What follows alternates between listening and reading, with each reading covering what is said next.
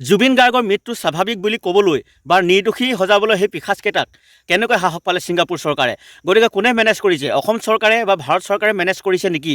গতিকে সেই সন্দৰ্ভতে আজি এই প্ৰতিবেদনটো অলপকৈ চমুকৈ হ'লেও আলোচনা কৰিবলৈ চেষ্টা কৰিছোঁ।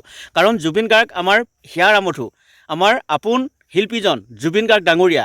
তেখেতক হেৰুৱাই আমি অসমবাসী সকলো ভাগৰি আছোঁ বা আমি নিথৰুৱা হৈ আছোঁ, একেবাৰে নিশকতীয়া হৈ পৰিলোঁ আমাৰ অসম। গতিকে সেই সন্দৰ্ভত আজি কৈছোঁ যে জুবিন গাৰ্গ ডাঙৰীয়াৰ ছাঁটোৰ দৰে লাগি আছিলে সেই পিশাচকেইটা সেই সিদিনা। গতিকে সেই পিশাচকেইটাক নিৰ্দোষী যে সজাবলৈ চেষ্টা কৰিলে বা তেওঁলোকৰ প্ৰতিবেদনত যে স্পষ্টকৈ প্ৰকাশ কৰি দিলে যে এই শ্যাম কানু, সিদ্ধাৰ্থ, শেখৰজ্যোতি, অমৃত প্ৰভা আৰু সন্দীপন গাৰ্গ এইকেইটা বোলে জড়িত নাই, এইকেইটা একেবাৰে নিৰ্দোষী, তেনেকৈ স্পষ্টকৈ কৈ দিলে ছিংগাপুৰৰ প্ৰতিবেদনত। গতিকে ইয়াকে লৈ আমি এটা চিন্তিত, কাৰণ আমাৰ অসমত যাতে তেনেকুৱা ঘোষণা নকৰে, প্ৰতিবেদনত যাতে সন্নিৱিষ্ট নকৰে স্পষ্টীকৰণ হিচাপে।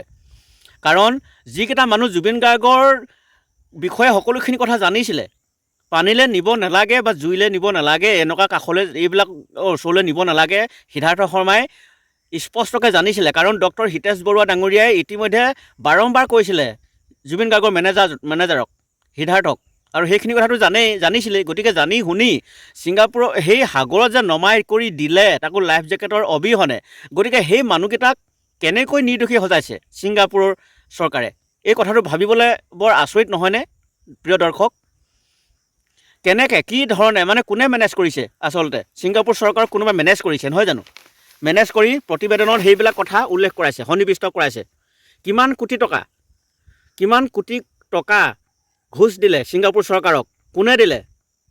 গতিকে সেই কথাখিনি এটা আলোচনা কৰিবৰ কাৰণে এটা বিষয়বস্তু হিচাপে আজি এই প্ৰতিবেদনটো প্ৰস্তুত কৰিবলৈ চেষ্টা কৰিলোঁ। এটা সন্দেহৰ আৱতৰত সোমাই পৰিছে, যিহেতু ঘটনাক্ৰমটো ভয়ংকৰ হৈ পৰিছে। এই ঘটনাটো এতিয়া যিহেতু গোচৰ চলি আছে, তদন্ত সামৰিলে, তদন্ত কৰিয়ে আছিলে, গোচৰ চলি আছে ন্যায়ালয়ত আমাৰ ইয়াত, কিন্তু তাত যিখন প্ৰতিবেদন দিলে, গতিকে বৰ ভাবিব লগা আচৰিত ঘটনা নহয়নে বন্ধুসকল? একেবাৰে গভীৰৰ পৰা গভীৰতালৈ সোমাই গৈ আছে যিহেতু এই তদন্ত, এই জুবিন গাৰ্গৰ ঘটনাটো।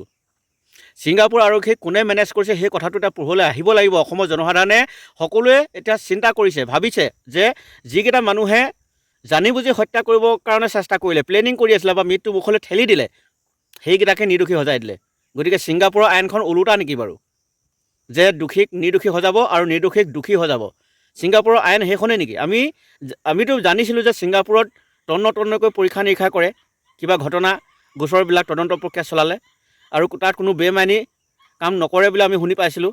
কিন্তু এতিয়া আমি কথাটো ভাবিবলৈ বাধ্য হ'লোঁ যে ছিংগাপুৰ চৰকাৰখন কিবা দুই নম্বৰী কাম কৰে নেকি, বেমানি কাম কৰে নেকি, যে নিৰ্দোষী সজাব?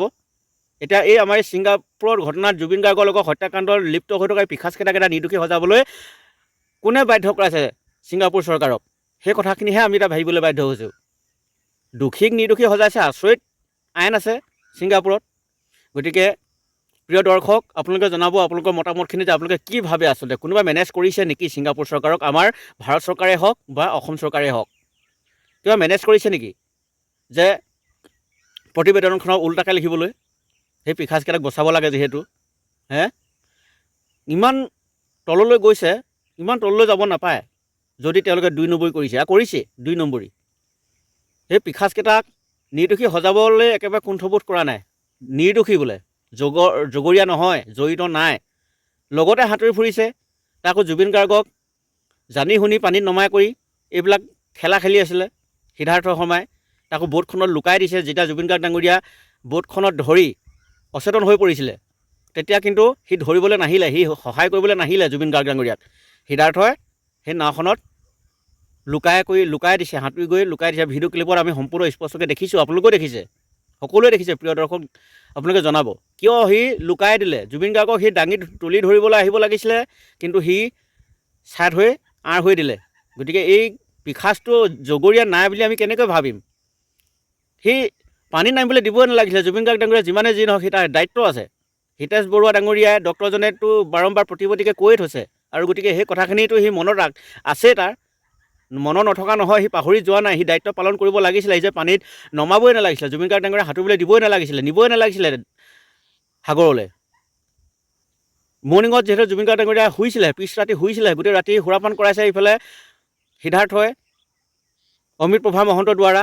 গতিকে পাছ নিশা পুৱতি নিশা জুবিন গাৰ্গ ডাঙৰীয়া শুইছিলেহে, টোপনি তেওঁ পূৰ নহ'লে, গতিকে শুই থাকিবলৈ দিব লাগিছিলে। কিয় সাগৰলৈ লৈ গৈছিলে টোপনি পূৰ নোহোৱাকৈ? তাকো টেবলেট খোৱা নাছিলে জুবিন গাৰ্গ ডাঙৰীয়া শুই উঠি, আৰু তেওঁ আহাৰো গ্ৰহণ কৰা নাছিলে। ডাইৰেক্ট সাগৰলৈ তেনেকৈ সাঁতুৰাবলৈ লৈ যায় নেকি মানুহ? গতিকে সেই মানুহকেইটা কেনেকৈ নিৰ্দোষী হ'ব পাৰে? সিদ্ধাৰ্থ পাগলটো, পিশাচটো, ইয়াক এটা পালে 200 লগাই দিবলৈ মন গৈছে। এইটো সিদ্ধাৰ্থ আৰু শ্যামকানু দুইটা, এইকেইটা লম্পটকেইটা, এইকেইটা নাম শুনিবলৈ মন নাযায়, কিন্তু নাম নল'লেও উপায় নাইকিয়া হৈছে ভিডিঅ'। তথাপি নাম লৈছোঁ, আৰু এই পিশাচকেইটা যাতে কোনোদিনে বেল নাপায়, বেল বিচাৰি আবেদন কৰিছে। আৰু এতিয়া কোৰ্টত যিহেতু শুনানি প্ৰক্ৰিয়া চলি আছে, আৰু এই শুনানিলৈ কিন্তু যিবোৰ আবেদন কৰিছে যে আদালতলৈ নোযোৱাকৈয়ে জেলৰ ভিতৰৰ পৰাই ভিডিঅ' কনফাৰেন্সৰ যোগেদি শুনানি দিব, গতিকে ইমানে ভয় জেলৰ ভিতৰৰ পৰা ওলাই আহিবলৈ। আৰু আমি এটা কথা অনুভৱ কৰিছোঁ যে এই পিশাচকেইটা কোনোবাই বচাবলৈতো চেষ্টা কৰিছে। জেলত যে মানুহক দেখুৱাবৰ কাৰণেহে জেলত ভৰাই থৈছে, শাস্তিটো দিয়াই নাই নেকি, ভালকৈ খাবলৈ দিছে নেকি, শুবলৈও ভালকৈ দিছে নেকি, সকলো ব্যৱস্থা কৰি দিছে নেকি, AC ৰুমতো আছে নেকি? আমি সেইবোৰ কথা ভাবিবলৈ বাধ্য হৈ পৰিছোঁ এতিয়া। মই স্পষ্টকৈ কোৱা নাই যে সিহঁতক AC ৰুমত ভৰাইছে বুলি মই ক'ব খোজা নাই, তথাপিও সন্দেহ এটা হৈছেগৈ। ইমান সুবিধা কিয় দিব লাগে? এনেকুৱা আসামিক, এনেকুৱা অভিযুক্তবিলাকক কিয় ইমান সুবিধা দিব লাগে? কেনেকৈ সুবিধা দিছে? কি কাৰণে দিছে? অভিযুক্তক ৰক্ষণাবেক্ষণ কোনোবাই দিছে নেকি? সহায় কৰিছে কোনোবাই? আমি সেইখিনি কথা ভাবিবলৈ কিয় বাধ্য হ'ব লগা অৱস্থা হৈছে? আমাক দেখুৱাইছে, লীলা খেলাবিলাক আমি দেখি আছোঁ, সেইকাৰণে আমি এইবিলাক কথা ভাবিবলৈ বাধ্য হৈছোঁ। সমগ্ৰ জুবিন প্ৰেমী, সমগ্ৰ অসমবাসী বা বিশ্ববাসী, ভাৰতবাসী সকলোৱে এই কথাখিনিকে ভাবি আছে, কিয় ৰক্ষণাবেক্ষণ দিছে সেই পিশাচকেইটাক? সিহঁতি যিটো বিচাৰে সেইটোকে কিয় দিব? ভিডিঅ' কনফাৰেন্সৰ যোগেদি শুনানি দিব লাগে বুলি আবেদন কৰিছে, গতিকে সিহঁতক সেইটো কি মঞ্জুৰ কৰি দিব নেকি? গতিকে বহুতো আচৰিত ঘটনা এইবিলাক ঘটি আছে। অভিযুক্তই আমাৰ ইয়াত স্থান পায়, আৰু নিৰ্দোষীবিলাকে ইয়াত মানে দোষী সজায় সিহঁতক, আৰু কষ্ট ভোগ কৰিব লগা হয়। কিছুমান মৃত্যুমুখত পৰিব লগা হৈছে কিছুমান নিৰ্দোষীবিলাক। জোনমণি ৰাভাৰ লগতো ঠিক তেনেকুৱাবিলাকেই হ'ল। একো আমি সুমুহূৰ্ত নাপালোঁ, একো ৰিজাল্ট নাই। লাষ্টত দুৰ্ঘটনাত পতিত হৈ জোনমণি ৰাভাৰ মৃত্যু হ'ল বুলি ঘোষণা কৰি দিলে CBI।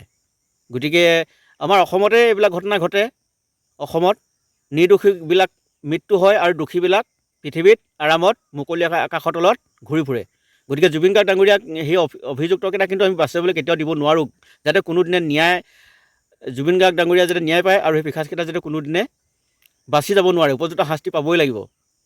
সেই শ্যামকানু, সিদ্ধাৰ্থহঁত, সিহঁতক কিন্তু আমি এই কলংককেইটাক কিন্তু বাচি যাবলৈ আমি কেতিয়াও দিব নোৱাৰোঁ। জুবিন গাৰ্গ ডাঙৰীয়া ন্যায় পাবই লাগিব, বছ সিমানে কথা। আৰু কোনোদিনে যাতে বেল নাপায়, যাৱজ্জীৱন কাৰাদণ্ড নহ'লে মৃত্যুদণ্ড, এই গীটাৰ ভিতৰতে। কিন্তু যাৱজ্জীৱন কাৰাদণ্ড হ'লেও সিহঁতক ভালকৈ যাতে কোনোদিনে একো সুবিধা ভালকৈ নাপায়, অকল জেলতে ভৰাই থৈ দিয়ক সেইকেইটাক।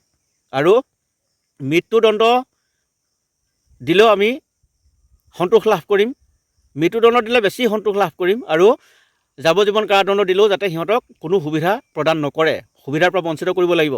তেনেকৈ তিলকৈ গেলি পচি মৰিব লাগিব এই পিশাচকেইটা। তেতিয়া আমি সমগ্ৰ জুবিন গাৰ্গ প্ৰেমীয়ে শান্তি পাব, আৰু জুবিন গাৰ্গ ডাঙৰীয়া আত্মাই চিৰ শান্তি লাভ কৰিব, ন্যায় পাব। জুবিন গাৰ্গ ডাঙৰীয়াই, গৰিমা শইকীয়া গাৰ্গেও ন্যায় পাব, বা জুবিন গাৰ্গৰ পিতৃ তেখেতেও ন্যায় পাব, জুবিন গাৰ্গৰ ভণ্টি, ভনীয়েক, গতিকে তেখেতসকলে গোটেই পৰিয়ালটোৱে ন্যায় পাব, সমগ্ৰ অসমবাসীয়ে ন্যায় পাব। গতিকে জুবিন গাৰ্গ ডাঙৰীয়া সোনকালে ন্যায় পাওক, প্ৰত্যেক দিনাখনে শুনানি হওক।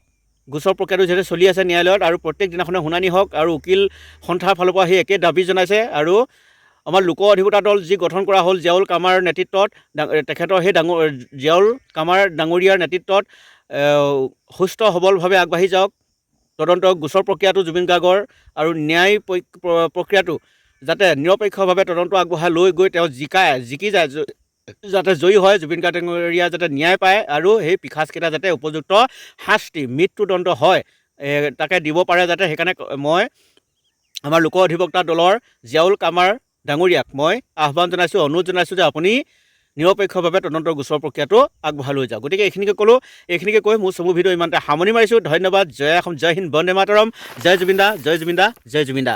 ধন্যবাদ।